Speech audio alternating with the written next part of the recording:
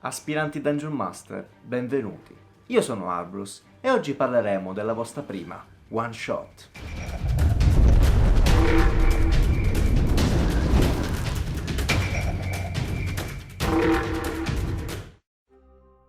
Ogni avventura che si rispetti, e in particolar modo le one shot, devono essere caratterizzate da un forte incipit. Gli obiettivi, così come le motivazioni dei personaggi, devono essere forti, chiare e stabilite fin dall'inizio. Nell'esempio che vi propongo, i personaggi sono incaricati dal capo di un villaggio vicino di ripulire l'aria da un'infestazione di koboldi. Queste creature stanno rubando il bestiame, stanno rovinando i raccolti, rubando le scorte per alimentare la loro numerosa società, ma anche per prendersi cura di un cucciolo di drago di ottone. Il cucciolo di drago vive in una delle caverne dei koboldi con migliaia di protettori e allevatori che lo vedono come divinità. Questo perché i koboldi hanno nella loro genetica, nel loro DNA, tracce draconiche e quindi tendono a venerare queste creature maestose come divinità. La sessione avrà inizio direttamente davanti a una delle entrate della cava dei koboldi. Potete descrivere tutto questo prologo, ovviamente tranne il colpo finale di scena del drago, direttamente prima della sessione, oppure iniziare con una descrizione che recita così. Dopo 2 giorni di viaggio, seguendo ogni traccia di queste creature che state cercando, i koboldi, attraverso le colline scoscese e poi i terreni fangosi, vicino a un fiume in una foresta intricata e pericolosa, finalmente siete alle pendici di una montagna. Ed è qui che sentite lo scroscio di una piccola cascata, di un piccolo ruscello che sbatte sulla nuda roccia, talmente sottile da non poter ricoprire interamente il buco, la galleria che si cela alle sue spalle. Il tetto di rami e il manto foglioso che cela la vostra presenza e vi protegge per ora, vi lascia a qualche passo da voi. Ad un certo punto notate il riflesso della luce su una superficie metallica alla vostra destra e ad una più attenta osservazione vedete un uomo intrappolato da delle corde e trascinato da 4 koboldi che lo stanno portando all'entrata della caverna, dalla quale altri 2 koboldi escono armati, scudo e lancia, e si pongono ai lati del buco della caverna. Il capovillaggio è stato chiaro. Dovete ripulire l'aria da queste orrende creature, che ancora non sono consci della vostra presenza. Che cosa volete fare? Finita questa descrizione, che potete liberamente modificare in quanto è solo un esempio, i personaggi avranno per la prima volta una decisione da prendere. Ovviamente l'immaginazione non ha limiti e quindi i vari tipi di approccio potrebbero variare da gruppo a gruppo, ma nel caso il vostro sia ancora inesperto e indeciso sul da farsi, è compito vostro magari proporre qualche alternativa. La più cauta ovviamente è quella di aspettare e vedere che succede. Probabilmente il gruppo penserà che questa pattuglia con l'umano entri nella grotta, lasciando solamente 2 koboldi alla guardia all'entrata, il che potrebbe essere un combattimento molto più facile rispetto all'intero gruppo di nemici. La seconda opzione potrebbe essere quella dell'approccio furtivo. Muoversi furtivamente attraverso i pochi ostacoli, magari dietro una roccia, dietro un albero, per attaccare di sorpresa il nemico. In questo caso fate lanciare ai vostri giocatori un tiro a furtività. Ciascun risultato della prova di furtività deve essere confrontato con la percezione passiva dei koboldi che trovate nella loro scheda, che ho lasciato in descrizione. Nel caso tutti riescono a fare un risultato maggiore della percezione passiva dei nemici, sarà il gruppo a decidere se e come iniziare lo scontro. Nel caso in cui il gruppo voglia attaccare i nemici, fate rollare a tutti iniziativa. Visto che ciascuno dei giocatori è riuscito con successo a superare la percezione passiva dei koboldi, quest'ultimi nel primo round di scontro non potranno agire a causa dello status sorpresa. Chiunque sia sorpreso infatti in combattimento rinuncia all'azione del primo turno e anche alla reazione. Nel caso in cui almeno uno dei giocatori abbia un risultato inferiore in furtività rispetto alla percezione passiva dei koboldi, i koboldi saranno allarmati e quindi il round di sorpresa fallisce.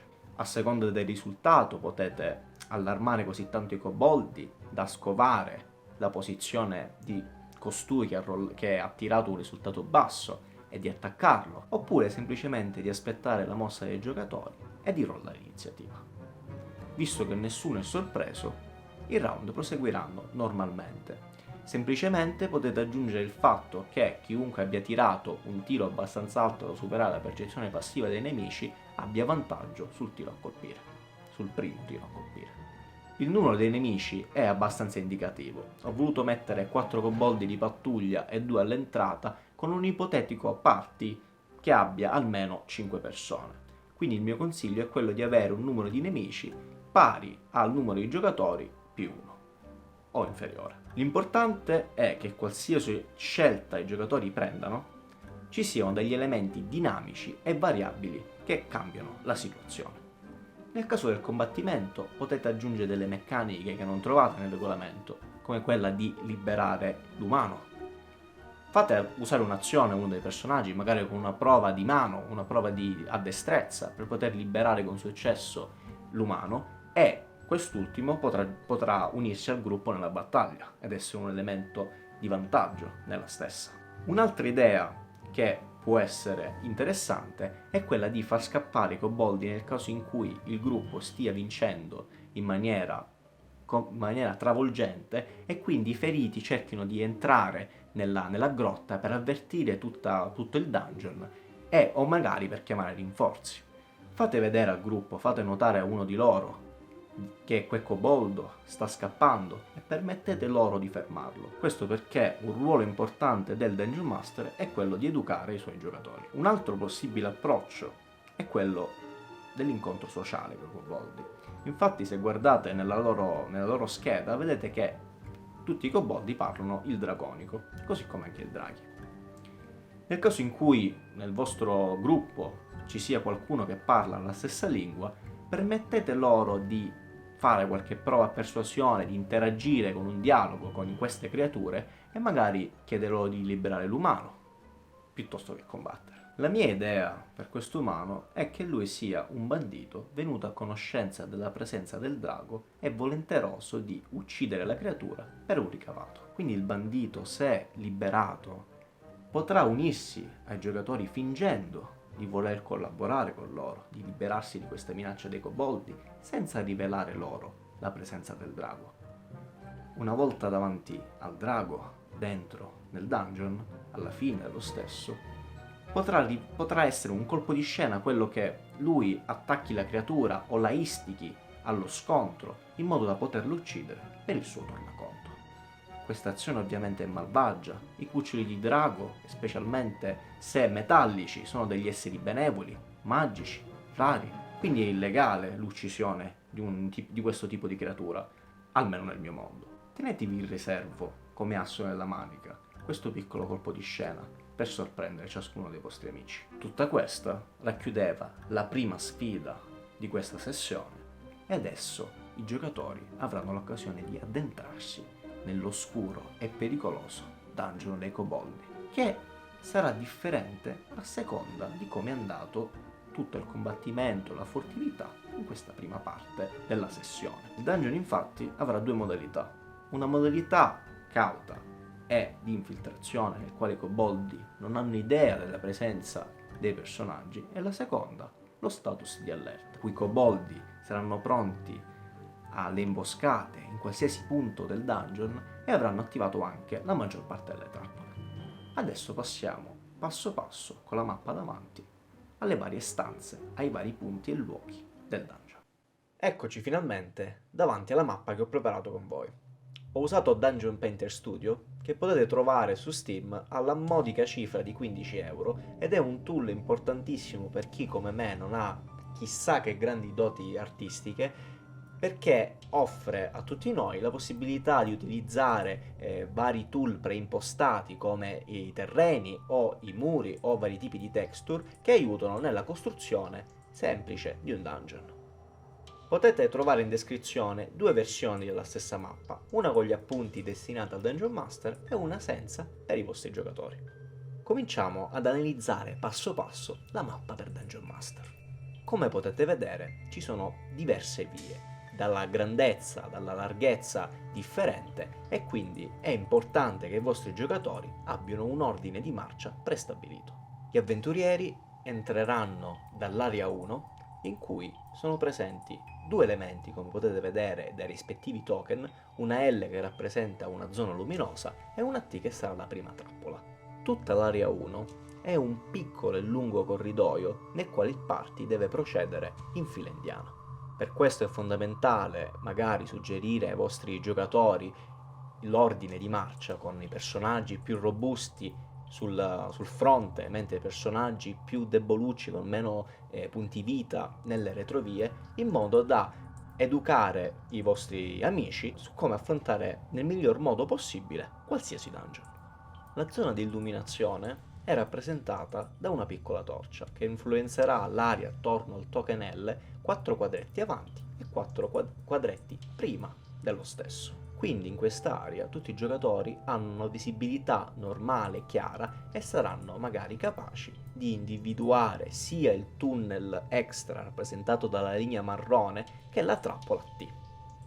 Tutto questo è fatto in modo da rappresentare l'ambiente, l'ecosistema dei coboldi, che è una sorta di riflesso e di specchio delle loro capacità. I coboldi infatti sono di taglia piccola e quindi sfruttano queste piccole gallerie come piano di emergenza oppure come punto per tendere imboscate. Inoltre hanno anche scurovisione, quindi le illuminazioni nel loro habitat saranno poche. E per finire sono famosissimi per le trappole. In modo da poter affrontare questo dungeon con tutte le armi e le conoscenze necessarie per affrontarlo con successo, i giocatori devono essere educati dal Dungeon Master in maniera graduale. Questa prima trappola in area 1 infatti è una trappola semplice sia da scovare, ma anche nel malaugurato caso in cui i giocatori siano vittima dei suoi effetti, quest'ultimi saranno limitati. Nella mappa potete trovare tutti i dettagli che riguardano questa prima trappola, che è una fossa, sia come scovarla, cioè con una prova di investigazione, sia come reagire nel caso il primo della fila vi cadi dentro e l'eventuale danno nel caso di fallimento. Avanzando verso l'area numero 2, la luminosità diminuisce. Qualsiasi giocatore e personaggio senza scurovisione comincerà ad avere svantaggio a tutte le prove di abilità legate alla vista. Da questo momento in avanti sarà cruciale lo stato del dungeon. Se in stato di quiete, qualsiasi trappola segnata in mappa sarà inattiva e i coboldi staranno riposando in zona 5, la maggior parte, mentre sia in stato di quiete che in allerta, la pattuglia che i giocatori hanno affrontato o visto all'entrata del dungeon si troverà tra l'area 4 e l'area 6 a fare avanti e indietro. Nel caso di dungeon in status d'allerta, le due T a sud dell'area numero 2 rappresentano due coboldi che stanno cercando di rilasciare un gigantesco masso rotolante. Infatti, il corridoio numero 2, tutta l'area, è in pendenza per facilitare il rotolamento di questa minaccia. Tutti i personaggi senza scurovisione avranno la loro percezione passiva ridotta di 5 in questi tratti con poca luminosità. E nel caso in cui nessuno di loro voglia tirare o proponga di fare una prova di abilità a percezione, i coboldi continueranno a spingere questo masso attivando la trappola poco dopo. Nel frattempo che i giocatori avanzano nell'area 2, fate sentire loro i rumori che i coboldi intenti a rilasciare il masso emettono. Questo sarà l'ultimo avvertimento che darete ai vostri giocatori per interagire in modo da fermare questa minaccia prima che sia troppo tardi. I coboldi, infatti, generalmente hanno un animo fifone e quindi se qualcuno dei giocatori li attacca oppure fa una prova di intimidazione, quest'ultimi scapperanno dal tunnel marrone dietro le due T per rifugiarsi nell'area 5, pronti alla prossima imboscata. Nel caso in cui il masso viene rilasciato, i giocatori hanno diverse scelte per poterlo fermare. Se magari c'è un barbaro o un guerriero, può provare a fermarlo, oppure tutti quanti possono scappare verso l'area 3, l'area 5 o l'area 4. L'area 3 è un'area totalmente in oscurità dove i coboldi hanno messo come tutte le cianfrusaglie, tutto quello che hanno rubato nei giorni recenti a mo' di magazzino. Questa magari può essere un'occasione per dare ai giocatori qualche oggetto, una spada nuova, un'arma o addirittura un oggetto magico, se volete, sotto forma di ricompensa per tutto quello che hanno affrontato finora. Nel caso in cui il bandito non fosse stato ancora liberato, sarà presente in quest'area dentro una gabbia e sarà possibile liberarlo seguendo le regole che ho scritto nella mappa stesso. Nell'area 5 invece, se il dungeon è in stato di quiete, ci saranno i koboldi che stanno dormendo, nel caso contrario fosse in status di allerta, tutti i koboldi saranno nascosti pronti a tendere un'imboscata. Rollate furtività con tutti i koboldi e confrontate il risultato con la percezione passiva di tutti i membri del party. Ricordatevi che la percezione passiva è influenzata anche dalla luminosità e sarà ridotta di 5 nel caso in cui i giocatori avessero qualche penalità. I koboldi lasceranno difficilmente quest'area perché proteggono la via segreta messa dove c'è il token S che conduce direttamente alla stanza finale del dungeon dove c'è il drago. Nella mappa trovate come scovare questa entrata segreta.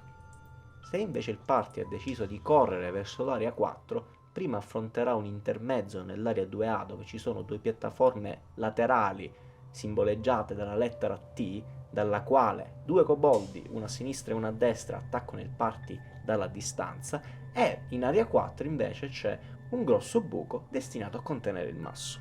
Ricordate la famosa pattuglia di cui ho parlato prima?